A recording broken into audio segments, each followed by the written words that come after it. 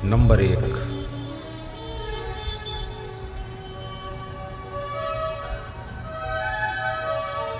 उत्थानम। उत्थान करने के लिए 6 चीजें हैं। ऊपर उठने के लिए, आगे बढ़ने के लिए, विकास के लिए। उत्थानम।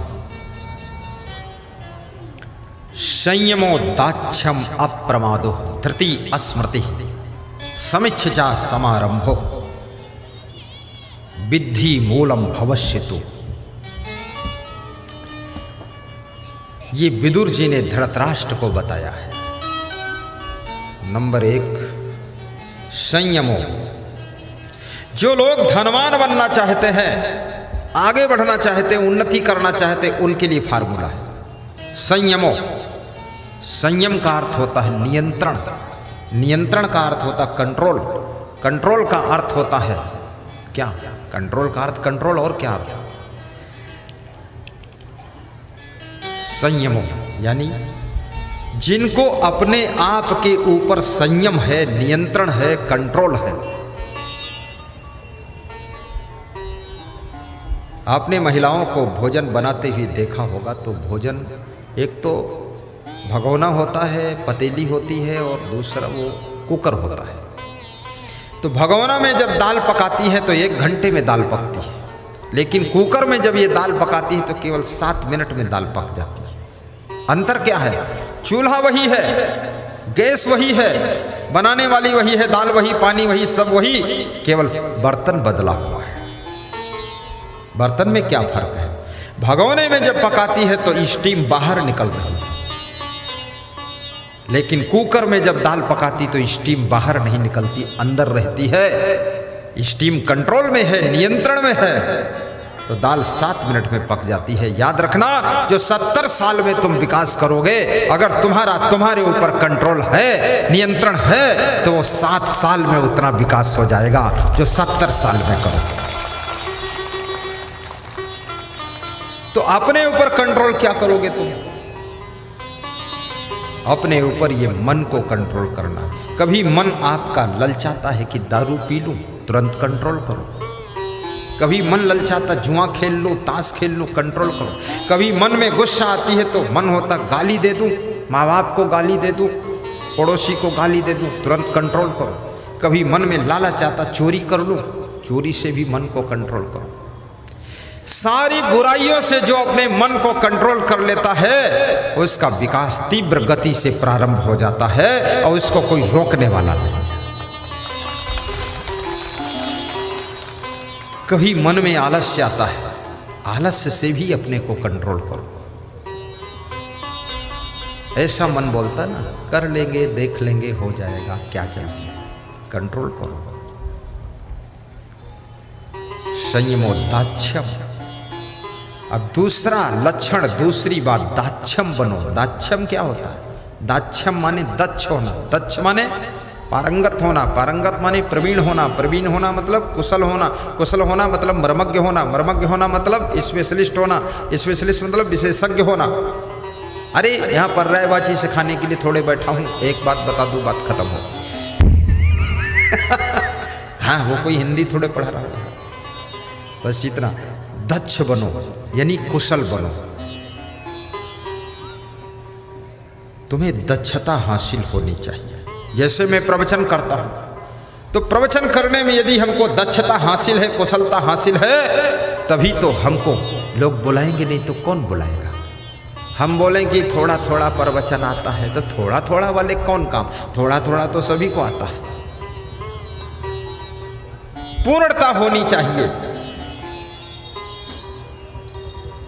मुकेश अंबानी का जो ड्राइवर है, उसका वेतन 2.25 लाख रुपये महीने है। यहां पर तो 2.25 लाख में तो कम से कम 25 ड्राइवर मिल जाएंगे, लेकिन वे ड्राइवर किस मॉडल के होंगे? मुकेश अंबानी का जब ड्राइवर गाड़ी चलाता है, मुकेश अंबानी को डर नहीं लगता, गाड़ी कहीं लड़ नहीं सकती। और मुकेश अंबानी का ड्राइवरी के साथ साथ वो ड्राइवर मैनेजमेंट भी करता है, सारी सेटिंग कर देता है।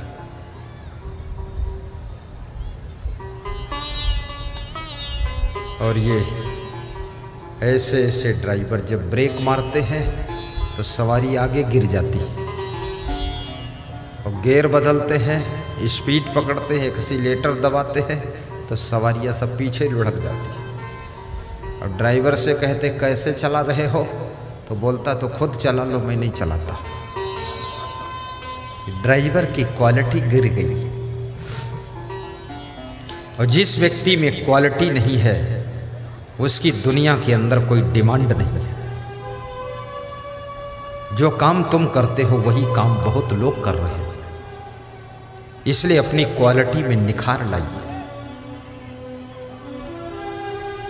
अभी पटना में मेरा कार्यक्रम था, ठाकुर राम अनेक सिंह कार्यक्रम के मुख्य आयोजक थे, लल्लन कुमार पुजारी भी व्यवस्थापक थे। साईं बाबा चैरिटेबल ट्रस्ट मंदिर की ओर से कार्यक्रम था पटना में, पाटलिपुत्र में।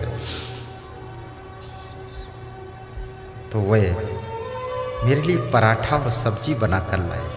तो मैंने कहा सब्जी बहुत अच्छी है, क्या बात है। तो उनकी पत्नी ने कहा कि मेरे पति जी ने बनाया है। तो हमने कहा तुम? बोले मेरे से भी अच्छा ये बना लेते हैं, इसलिए महीने में 25 दिन तो यही बनाकर खिलाते हैं। और मुझको बनाना भी इन्होंने ही सिखाया है। मुझे उतना अच्छा बनाना नहीं आता था, पर इन्होंने सब सिखा दिया मुझको। क्या बात है, क्वालिटी। आपके चलने में भी क्वालिटी होनी चाहिए, बात करने में क्वालिटी होनी चाहिए, बैठने में क्वालिटी, खड़े होने में क्वालिटी, हंसने में भी क्वालिटी, मुस्कुराने में क्वालिटी, कपड़ा धोने में क्वालिटी, फैलाने में क्वालिटी, सुखाने में क्वालिटी, रखने में क्वालिटी। और जितनी ज़्यादा आपके अंदर क्वालिटी होगी, याद रखना उतनी ज़्यादा तुम्हारी कीमत बढ़ती चली जाएगी। जिसमें बहुत क्वालिटी होती है वो व्यक्ति बहुत कीमती हो जाता है।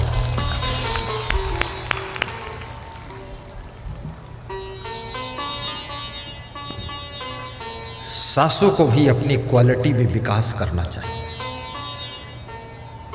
बहुओं में ही क्वालिटी होना चाहिए, केवल चेहरे में क्वालिटी नहीं। कितनी महिलाएं और कितने पुरुष केवल अपने चेहरे को सुंदर बनाते हैं बस, बाकी उनकी पीठ में गोबर लगा है, कोई मतलब। चेहरा सजाते संवारते रहते हैं, केवल चेहरे से काम नहीं चलेगा। गले में सुंदर हार है और गले की आवाज ऐसी कर्कशा आवाज है, गले की शोभा केवल सोने के हार से नहीं है, गले की शोभा तुम्हारी मधुर वाणी से है। ऐसी वाणी बोलो कि आपके घर के लोगों की थकान मिट जाए और उनके सूखे हुए चेहरे पर मुस्कान आ जाए।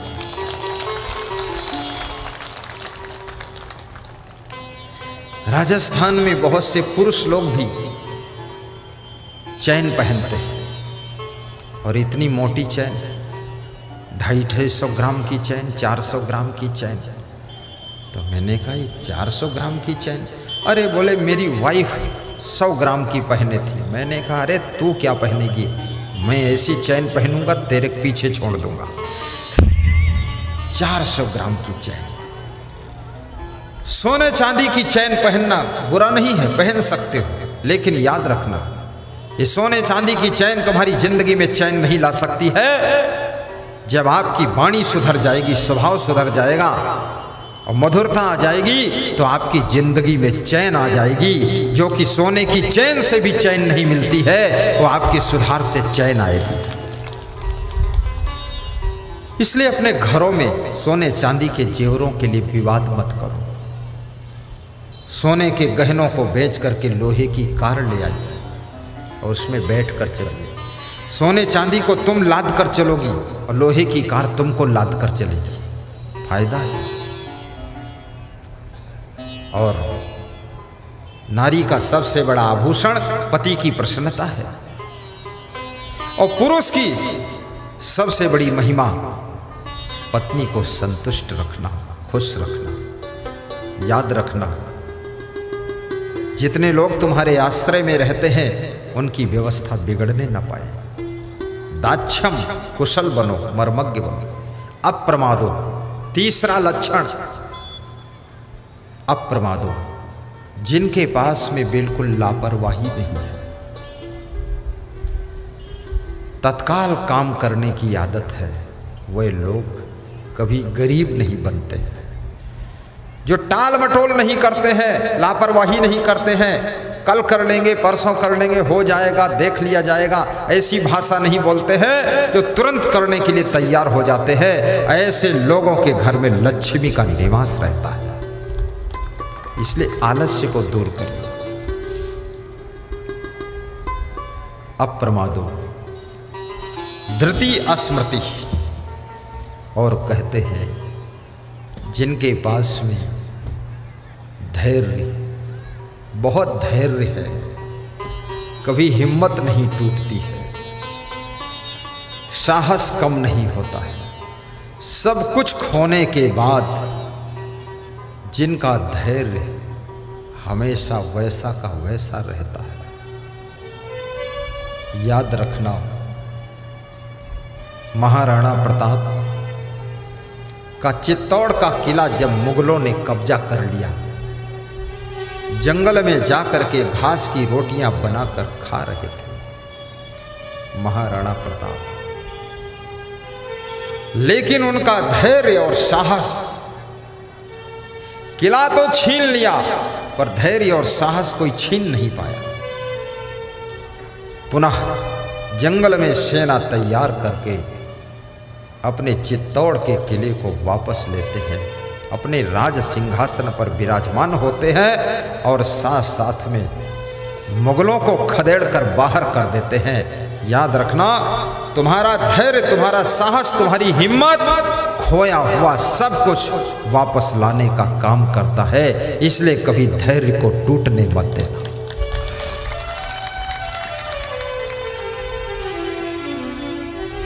और धैर्य की परीक्षा कब होती है? जब तुम विपत्ति में होते। सामान्य परिस्थिति में तो सभी धैर्यवान दिख रहे हैं, सभी वीर हैं, सभी साहसी हैं, लेकिन आपत्ति काल में जब तुम्हारा धैर्य टूटने ना पाए, तब समझ लो तुम्हारे पास धीरज है। धीरज धर्म मित्र अरुणारी, आपत्ति काल परखिए चारी। धीरज धर्म मित्र अरुणारी, आपत्ति काल परखिए चारी। धीरज धर्म मित्र अरुणारी, आपत्ति काल परखिए चारी। इन चार चीजों की परीक्षा आपत्ति काल में होती है। जब पति किसी आपत्ति में फंसा हो,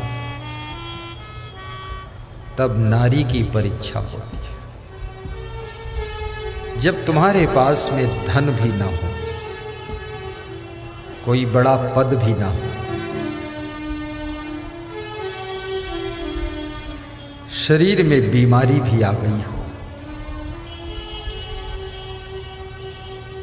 दुश्मनों की संख्या भी बढ़ गई हो, परिवार के लोग भी साथ छोड़ चुके हो, रिश्तेदारों ने भी मुंह मोड़ लिया हो, ऐसी परिस्थिति में तुम्हारी पत्नी की परीक्षा होती है। ऐसी कंडीशन में जो नारी अपने पति का साथ देती है, वो नारी केवल नारी नहीं है, वो नारी नारायणी है। वो नारी नारायणी है, वो देवी स्वरूप है। शंकर भगवान की एक कथा है। शंकर भगवान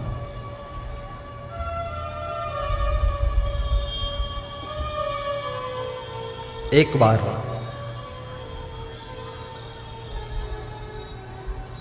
पार्वती के साथ में बैठे बात कर रहे थे।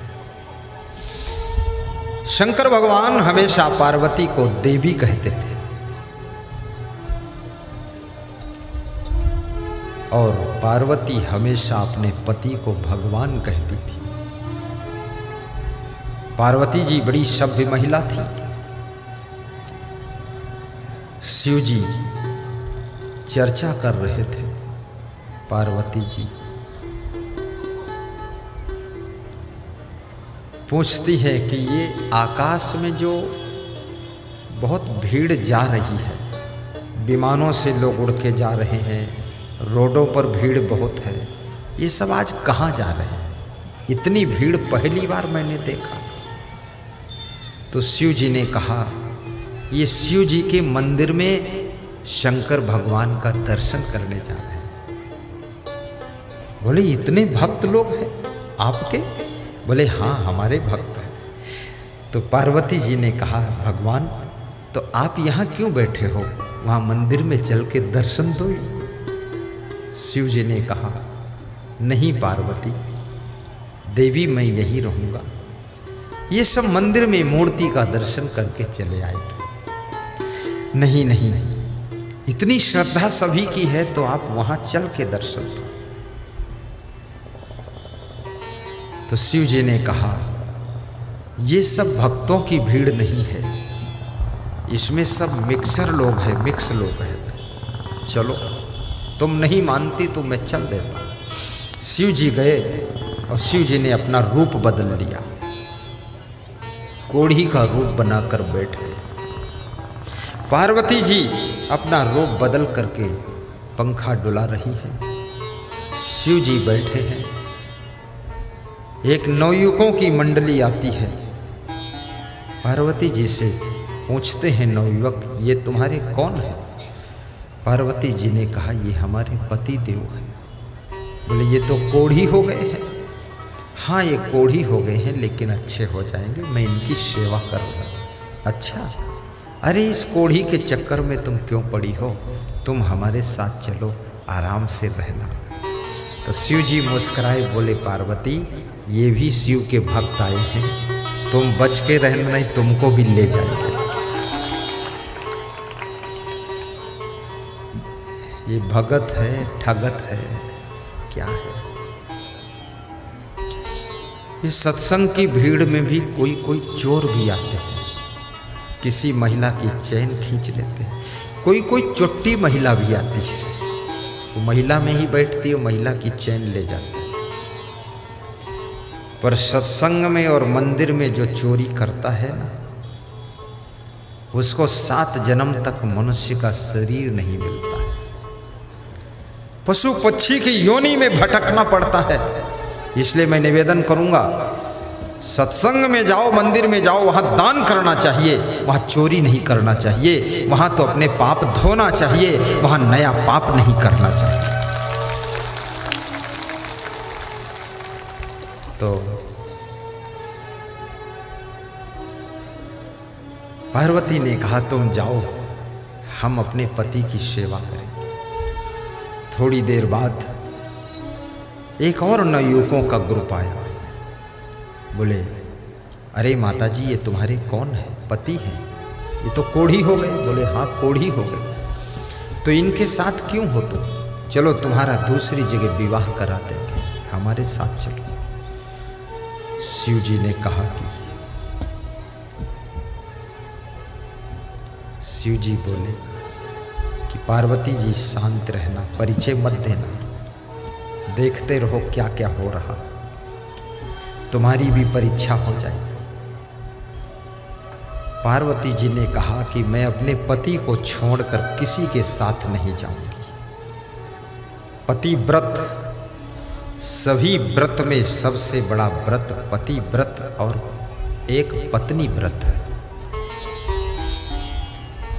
आप कोई व्रत रहो या न रहो, लेकिन सभी व्रतों का राजा है। साधु के लिए ब्रह्मचर्य व्रत सर्वश्रेष्ठ व्रत है और गृहस्थ के लिए एक पत्नी व्रत और एक पति व्रत ये सबसे बड़ा व्रत है। इसलिए याद रखना, ये व्रत गृहस्थ के लिए तपश्चर्या है। इस व्रत को पूरा करो तो। दूसरा ग्रुप भी चला गया। तीसरा एक ग्रुप आया, बूढ़ों का ग्रुप था। देखा कि एक सुंदर नारी एक कुष्ठ रोगी के ऊपर पंखा डुला रही है। पूछा, आप कौन हो देवी, और ये कौन है तुम्हारे रिश्ते में जिन पर तुम पंखा डुला रहे हो? ये मेरे पति देव हैं। अच्छा, आपका शरीर इतना सुंदर है, स्वर्ण जैसी काया, और इनका शरीर ये कोढ़ी, इनके साथ में तुम क्यों हो? कोई तुम्हें दूसरा अच्छा पति नहीं मिला? पार्वती ने कहा, इनसे अच्छा और कोई पति नहीं। तो एक बूढ़े ने थोड़ी गुड़ निकाली और दिया, और 20 रुपये दिए कि ये तुम्हारे कोमल अंगुलियों की सेवा से अच्छे हो जाएंगे, ये दवा से अच्छे नहीं होंगे, ये तुम्हारी कोमल सेवा से अच्छे होंगे। ये थोड़ी गुड़ ये भक्त लाया है, तुम भी खा लेना, इनको खिला देना, और 20 रुपये दे रहा हूँ, कुछ फल खरीद कर इनको खिला देना।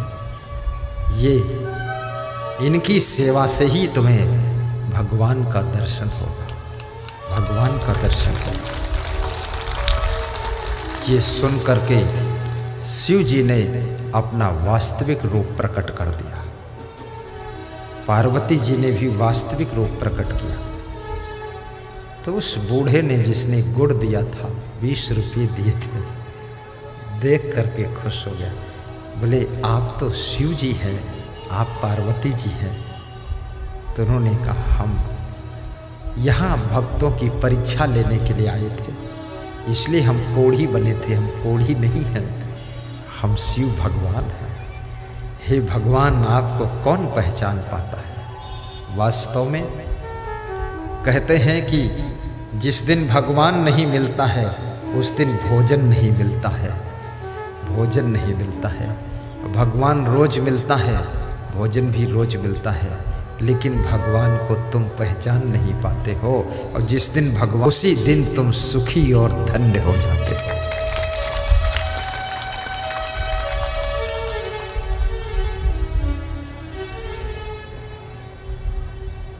आपका पति कितना कमजोर हो जाए, उसका साथ मत छोड़ना।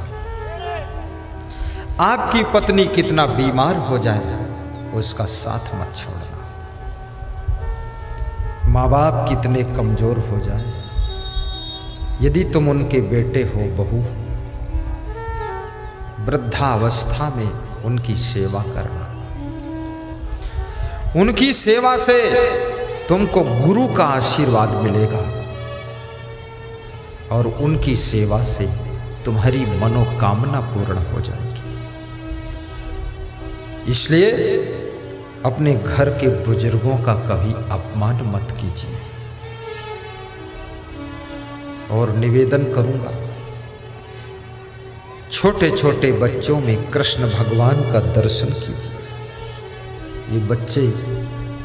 यही बच्चे एक दिन मुख्यमंत्री, प्रधानमंत्री बनेंगे, और यही बच्चे एक दिन हम जैसे संत बन करके पूरी दुनिया को ज्ञान भी बांटेंगे, ज्ञान भी बांटेंगे। आज एक पति पत्नी आए हमारे पास, स्कूल में निवास है,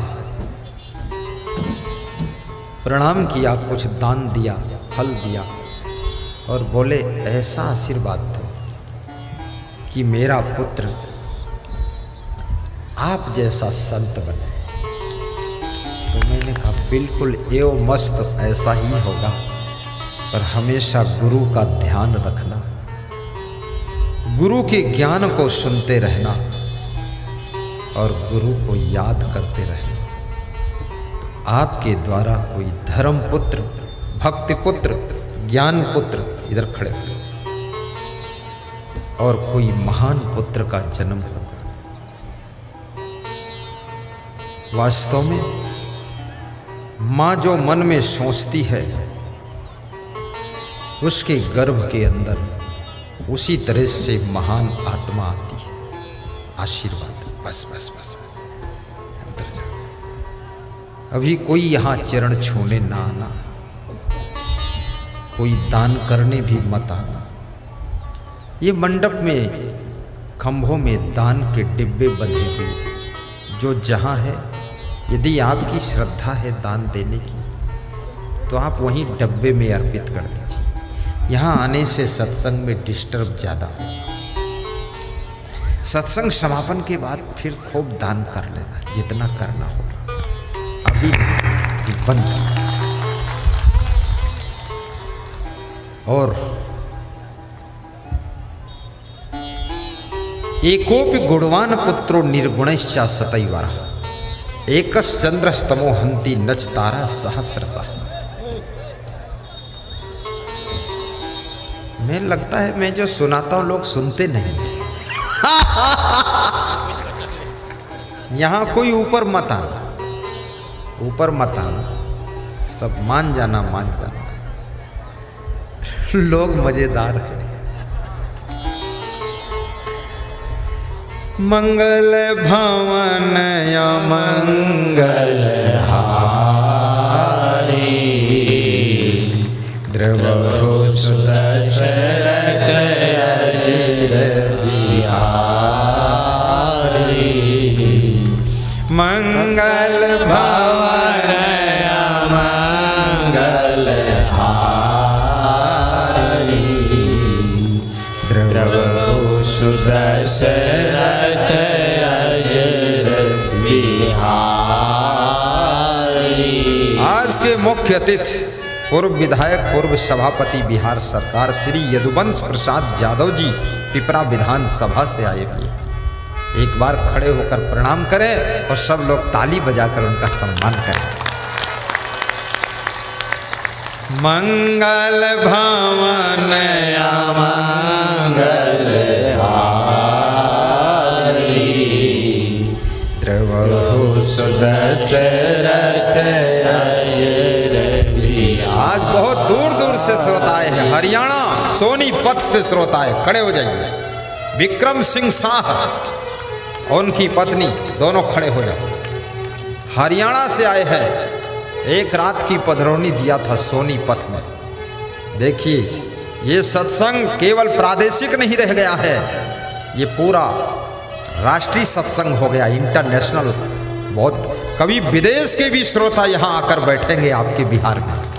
विदेश के लोग आने वाले हैं, हमसे बोल चुके हैं अमेरिका के, कनाडा के, कि मुझे आना है बिहार में आपके सत्संग। धन्य है बिहार की धरती, जहां विभिन्न प्रदेशों से आकर के श्रोता आनंद ले रहे हैं।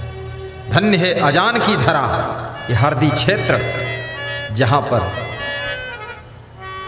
10 से 15 हजार तक नर नारी सत्संग का रसपान कर रहे हैं।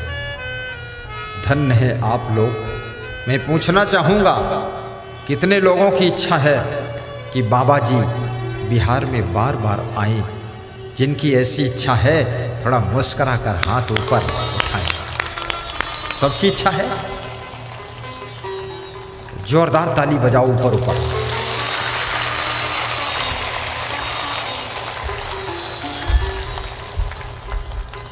वाह वाह, ऐसे ताली बजती लगते चना भूंज रहे हैं।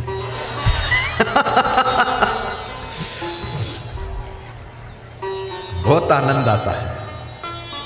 धन्य हो, धन्य हो। घर घर में सुख शांति हो। महान हो आप, भाग्यवान हो आप। मंगल भवन या मंगल हारी द्रवहु सुदशरथ अजिर बिहारी। द्रवहु सुदशरथ अजिर मंगल भवन मंगल हारी। सो तुम जानहो अंतर पूर्वहु मोर मनोरथ स्वामी। पूर्वहु मोर मनोरथ स्वामी। मंगल भवन मंगल हारी। जय हो। बहुत आनंद आ रहा। धीरज धर्म मित्र अरुणारी। आपति काल बरखिए चारी।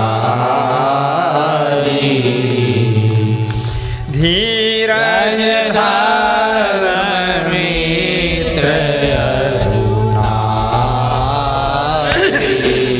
आपति काल बरखिए चारी।